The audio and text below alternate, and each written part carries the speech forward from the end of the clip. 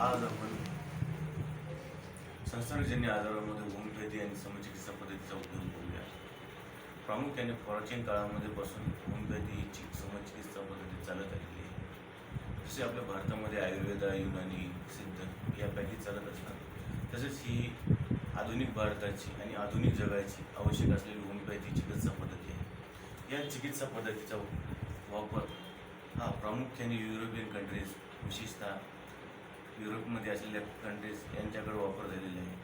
त्यासोबत आपल्या भारतामध्येही प्राचीन काळामध्ये बऱ्याचशा प्रमाणामध्ये होमिओपॅथीचा उल्लेख जाणवलेला आहे. महाराजा राजा रजवाड्यापासून पॅथी उपयोगात आलेली आहे. तर प्रथमतः आपण या पॅथीचे फायदे बघू, सोबत कशी घेतली पाहिजे, त्याचे काय परिणाम होतात, त्यांच्यासोबत काय टाळलं पाहिजे हेही बघितलं पाहिजे. मित्रांनो, आज आपल्या आधुनिक भारताला आणि आधुनिक जगाला खरंच होमिओपॅथी या शास्त्राची फार नितांत गरज आहे. या शास्त्रामध्ये समचिकित्सा पद्धतीने हे उपचार चाललेले जातात. उपचार चालत असताना या उपचारांचे दुरुपयोग, दुष्परिणाम व साईड इफेक्ट त्याला म्हणतो हे अजिबात जाणवत नसतात.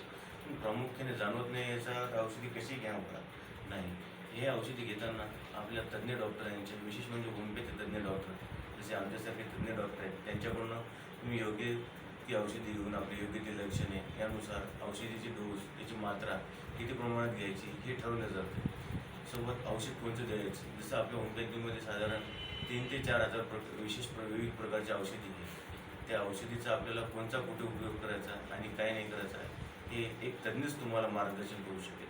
तरी आपण सर्वांनी या तज्ज्ञ लोकांना जेव्हा आपण आपल्या आजाराविषयी माहिती द्याल तेव्हा नक्कीच त्यांना आजाराचे सविस्तर लक्षणे, त्याची माहिती, सोबत शारीरिक आजार काय आहे का, मानसिक आजार काय आहे का, सोबत आजारामध्ये काय काय लक्षणं जाणवतात ही पूर्णपणे आपल्याला सांगणं महत्त्वाचं आहे. या लक्षणासोबत सांगत असताना आपण खबरदारी म्हणजे आपण पथ्य पाणी बाळगणं. विशेषतः मी तुम्हाला याच्यामध्ये सांगितलं सुरुवातीला होमिओपॅथी चालू असताना पथ्य पाणी काय करायचं. खरे होमिओपॅथी चालू असताना पथ्य पाणीमध्ये आपल्याला कच्चा कांदा, कच्चा लसण, चहा, कॉफी या स्टिम्युलंट वस्तू आपल्याला टाळायच्या आहेत, आवर्जून टाळायच्या आहेत. सोबत सुवासिक द्रव्य असतील व इतर वस्तू असतील सुवासिकमध्ये, या गोष्टी आपल्याला नित्यनेमाने टाळायचे. सोबत आपल्याला पथ्यपाणी करत असताना आहार विहार याही गोष्टी आपल्याला लक्षात आल्या पाहिजे. सोबत व्यायाम याही आपल्याला आलं पाहिजे. मला एक सांगायचं, व्यायामसोबत खूप महत्त्वाची गोष्ट आहे.